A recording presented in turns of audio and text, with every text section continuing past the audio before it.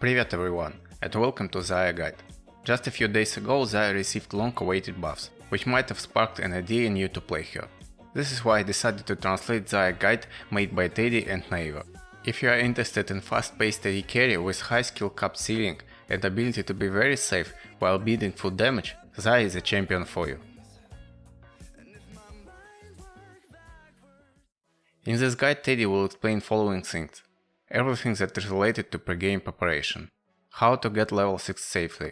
How to trade in lane. How to respond to engages. How to get kills in lane. Alright, let's get into it and start with runes. Teddy uses only one rune page on Xayah, but there are a few choices that can be made depending on your own preferences. A little tempo is the best keystone for Xayah, because during the early and mid game your damage relies on a number of feathers that you were able to get on the ground before using E.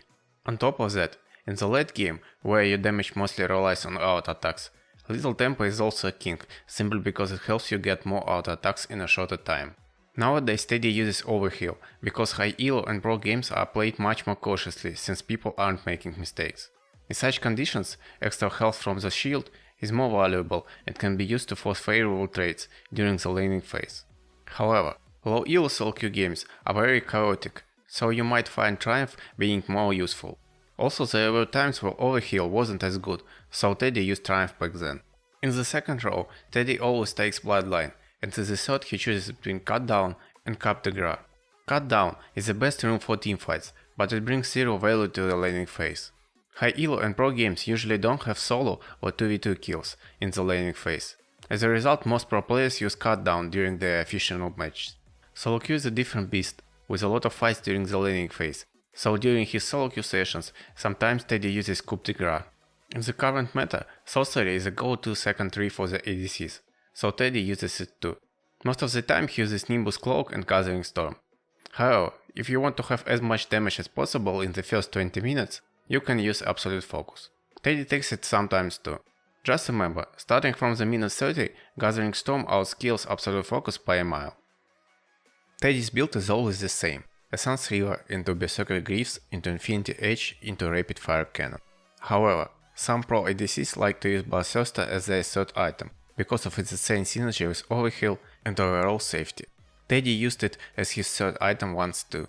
In terms of other items, you can choose between all of the ill items, Guardian Angel, Maw, QSS and maybe Ninja Tabis, if you are against a lot of AD assassins. In terms of champion synergies, Teddy highlighted one that is pretty obvious, which is Rakan. Teddy says that Rakan is like an Alistar version 2.0, which is already a great start, but on top of it, having Rakan as your support means that your lane automatically transfers into a lane with skill potential, basically even to Draven's lanes. This is obviously great for solo queue, where stopping your lane and snowballing them up after it is the best strategy to climb fast. When Teddy plays Xayah, he prefers to ban Kai'Sa. He thinks that, if played well, Kai'Sa can bully Xayah in lane, and this is not what he wants to experience. In terms of summoner spells, Teddy always uses Flash and takes heals or teleport. He uses teleport for passive farm lanes. Examples would be lanes when he has Tahm Kench support, lanes against Ezreal, or when his support is countered by Syla, like Blitzcrank or Lux. Teddy takes heal in all other situations, especially if he wants to get kills during the laning phase. Sometimes he can take barrier if his support wants to take heal. Also, nowadays Exhaust getting more trendy on ADCs, so we might see him use it in the future. Second thing that was explained by Teddy was how to get to your power spike, which is level 6.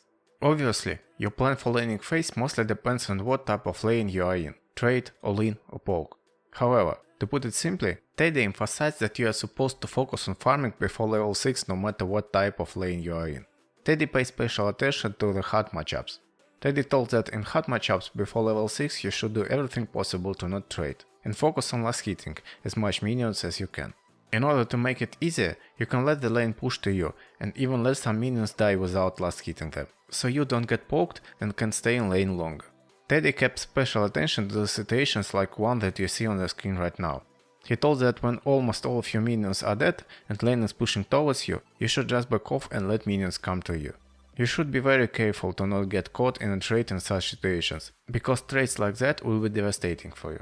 Teddy also pointed out additional advantage that Xayah with Rakan have in the hard lanes.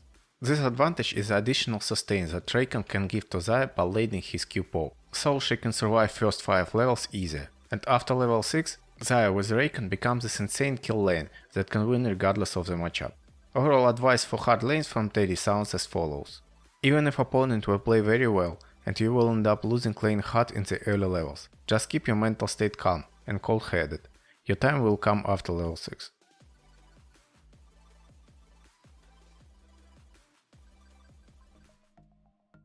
Xayah always starts her trades with Q onto the opponent. This way you deal damage to him, but most importantly, you lay down feathers behind him. The next step is to auto-attack opponent once in order to have third feather behind him, and immediately use E to root him. This combo already deals a lot of damage, but you can follow it by pressing W and landing more auto-attacks, while kiting back or forward. Overall, your cookie cutter combo looks like this: Q, auto, E, W, auto. Let's take a look at Teddy starting a trade with Xayah in a real game. The best time to start a trade is when your opponent is trying to harass you or tries to last hit a minion, because it forces him to come closer to you. Look at how Sona comes out and tries to hit Teddy. This is a moment when he uses his Q auto E combo to get a root. From here Teddy just tries to kite away from the Lucian. You can also run into a situation when your opponent won't let you do an auto attack on him after you used Q. Teddy got into the situation during LCK 2019 finals a lot, where he laned against Griffin Viper.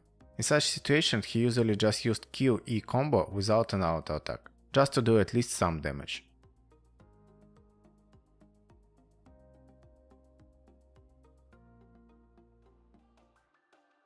Teddy starts this part of his guide with a simple idea.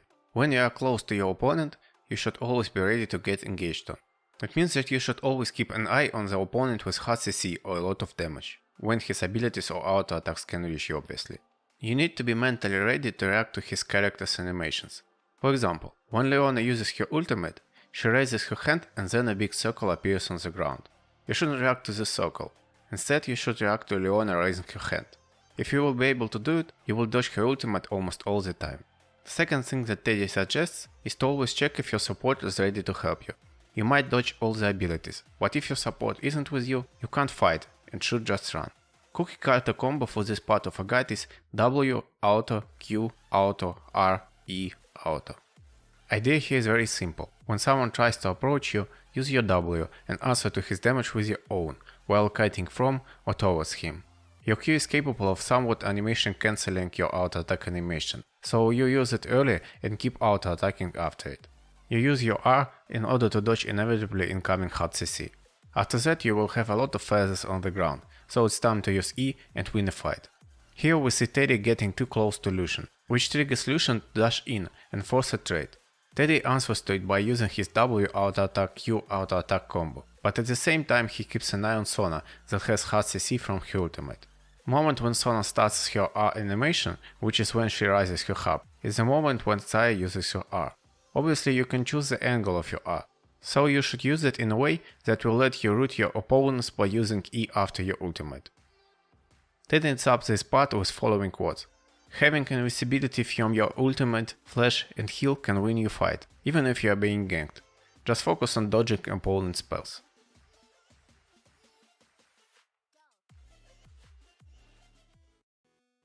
Xayah has two strong power spikes during the laning phase. It is when you get level 6 and when you get your first core item, which is usually a Sense River. So, the best time to try to get a kill is during these events. You will also need to have your flash to get a kill against good opponents. First of all you start a trade with Q auto W auto combo, or answer to opponent's trade with W auto Q auto. By the way, if opponent came really close to you, you can start a trade with W auto Q auto too. Another thing is to not throw your Q in whatever direction you want. Use it towards opponent's escape route. Try to control the space where your opponent can and cannot go. If your opponent lost about 30% of his health and he is still in the trade with you, cut his retreat path with your ultimate and press E. If for some reason opponent less feathers damage range, flash to adjust feathers angle. With this technique, you can even look for solo kills when you have flash. Let's take a look at this example. Lucian came close to Teddy, so he started trade with W auto and then used Q to cut Lucian from tower. All of this made Lucian lose about 30% of her health, so Xayah decided to all in and used her ult in the direction of Lucian's possible escape.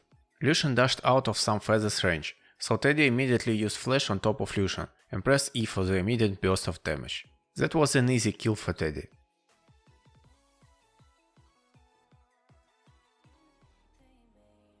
Following words has been said by Teddy himself.